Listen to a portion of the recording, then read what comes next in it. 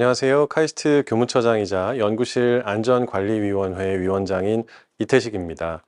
오늘은 연구실 사고가 발생했을 때 사고 보고 요령과 후속 조치 방법까지 간단하게 설명드리고자 합니다.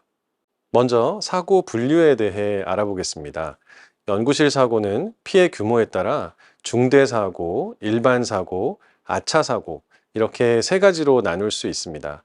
중대 사고는 사망 또는 후유장애 부상자가 1명 이상 발생하거나 3개월 이상의 요양이 필요한 부상자가 동시에 2명 이상 발생하는 등 손해 또는 훼손의 정도가 심한 사고입니다. 일반 사고는 중대 사고보다 경미한 사고로 인명피해가 발생하여 3일 이상 병원에 진료를 받거나 물적 피해가 발생하여 100만 원 이상의 장비 등이 훼손된 사고입니다. 단순 연구실 사고는 아차 사고를 포함하여 인적, 물적 피해가 매우 경미한 사고입니다. 그렇다면 이러한 사고가 발생했을 때 연구실 책임자는 무엇을 먼저 해야 할까요? 인명피해가 발생했을 경우 응급조치를 가장 먼저 실시하는 것이 중요합니다. 이후에 사고 유형에 따라서 안전팀, 소방서, 학과 행정팀 등의 사고 발생 내용을 신고해야 합니다. 사고가 접수되면 안전팀에서 연구실 사고에 대해 조사를 실시하고 발생한 사고가 일반 사고 또는 중대 연구실 사고에 해당하는 경우에는 과학기술정보통신부에 보고를 하게 됩니다. 연구실 안전법 제23조에 따라 연구실 사고가 발생한 경우에는 반드시 과학기술정보통신부에 보고를 해야 합니다. 사고를 보고하지 않거나 거짓을 보고한 경우에는 관련 법에 따라 과태료가 부과됩니다. 따라서 작은 사고라도 숨기지 않고 관련 절차에 따라 꼭 보고해 주셔야 합니다. 사고 조사가 완료된 후 후속 조치 체계에 대해 간단히 설명드리겠습니다. 안전팀에서 사고 조사를 마친 후 학과 또는 부서로 안전관리위원회 개최와 재발방지 대책 수립을 요청합니다.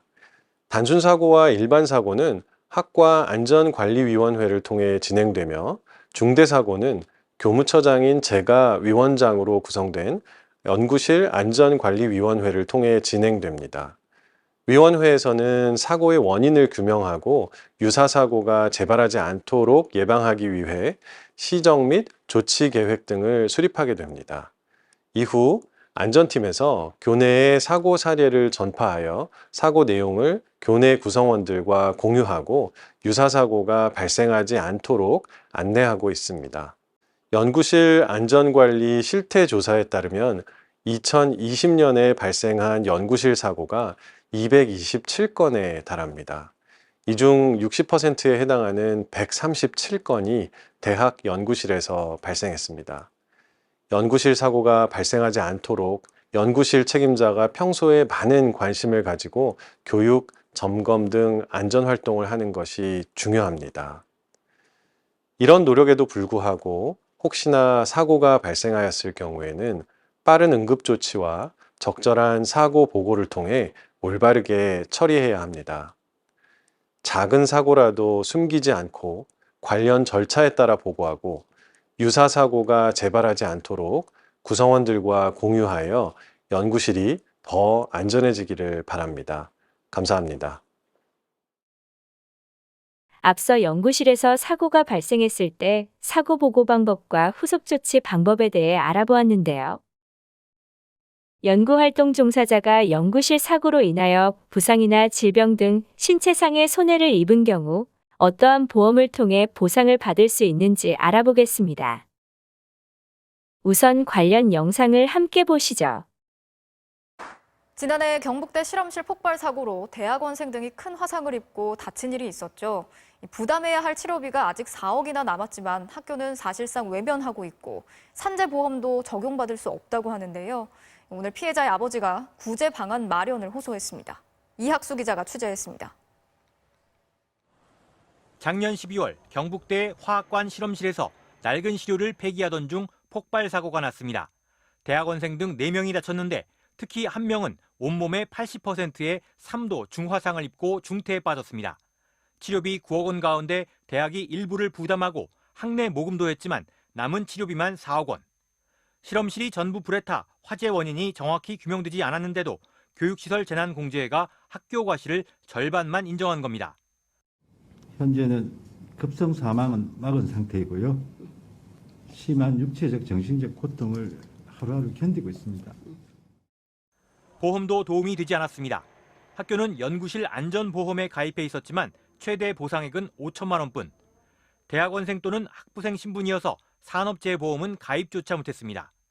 문제는 지난해 대학 실험실 사고 피해자만 148명에 이를 정도로 사고에 취약하다는 겁니다. 영상에서 보신 바와 같이 2019년 12월 모 대학의 연구실에서 발생한 사고를 계기로 연구실 안전사고에 대한 대책 마련이 필요하다는 목소리가 커졌습니다. 당시 연구실에서 시약을 폐기 처리하던 중 폭발 사고가 일어났고 학생 5명 가운데 4명이 다쳤습니다. 특히 대학원생 임모 씨는 전신에 3도 화상을 입고 여러 차례에 걸친 수술과 치료를 받았습니다. 그 과정에서 임모 씨를 포함한 피해자들의 치료비는 약 11억 원에 달했습니다.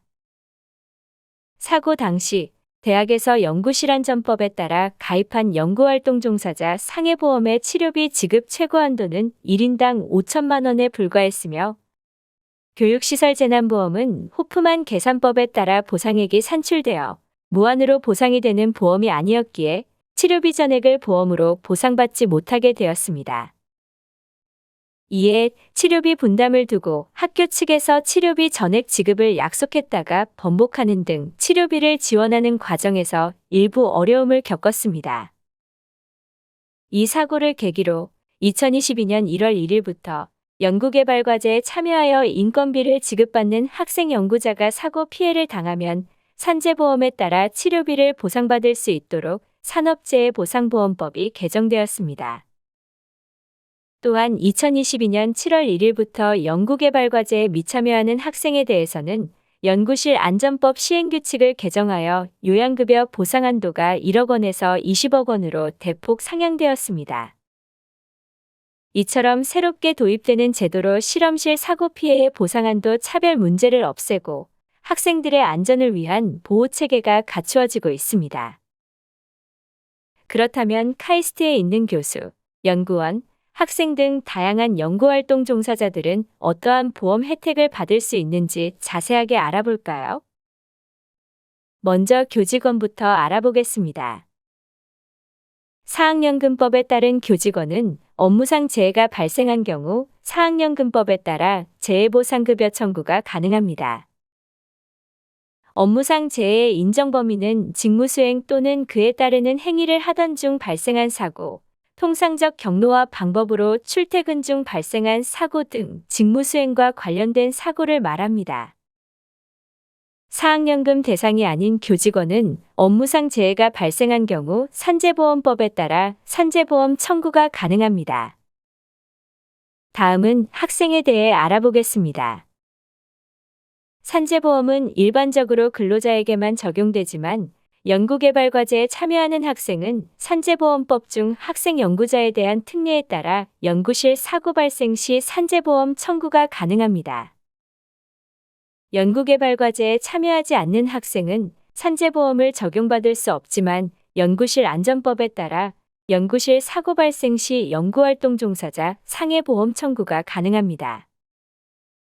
이처럼 우리 학교에는 다양한 연구활동 종사자가 있기 때문에 적용받을 수 있는 보험 또한 다양함을 알 수 있습니다.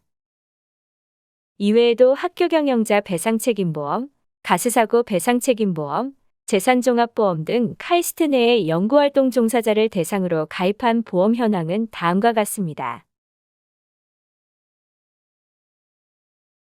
다음으로 연구실 사고가 발생한 후 보상을 받는 절차에 대해 알아보겠습니다.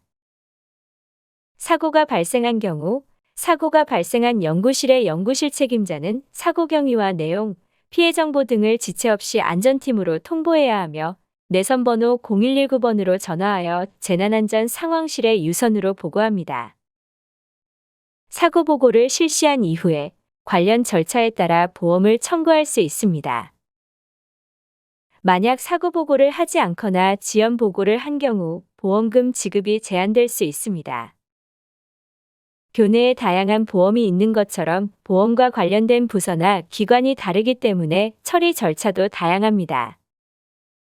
사학연금 대상인 교직원은 신청서와 관련 서류를 인사팀에 제출하거나 사학연금 공단에 직접 신청합니다. 이후 사학연금 공단을 통해 지급 절차를 거치게 됩니다. 산재보험 대상인 교직원이나 학생연구원은 근로복지공단에 온라인 또는 오프라인으로 관련 서류를 직접 신청합니다. 이후 근로복지공단을 통해 지급 절차를 거치게 됩니다. 연구활동 종사자 상해보험이나 학교경영자 배상책임보험을 신청하는 경우는 관련 서류를 장학복지팀에 제출합니다. 장학복지팀에서 보험회사에 보험금 지급 신청을 하고 난 이후에 보험사에서 피보험자에게 보험금을 지급합니다. 가스사고 배상책임보험을 신청하는 경우는 관련 서류를 안전팀에 우선 제출합니다. 안전팀에서 회계팀을 거쳐 보험회사에 보험금 지급 신청을 하고 난 이후에 보험사에서 피보험자에게 보험금을 지급합니다. 재산종합보험을 신청하는 경우에는 관련 서류를 회계팀에 제출합니다. 회계팀에서 보험회사에 보험금 지급 신청을 하고 난 이후에 보험사에서 피보험자에게 보험금을 지급합니다. 지금까지 살펴본 보험 적용 대상, 보험 가입 현황, 사고 보상 처리 절차에 대해 이해하셨나요? 더 자세한 사항은 카이스트 연구실 사고보고 및 처리 매뉴얼을 참고해 주세요.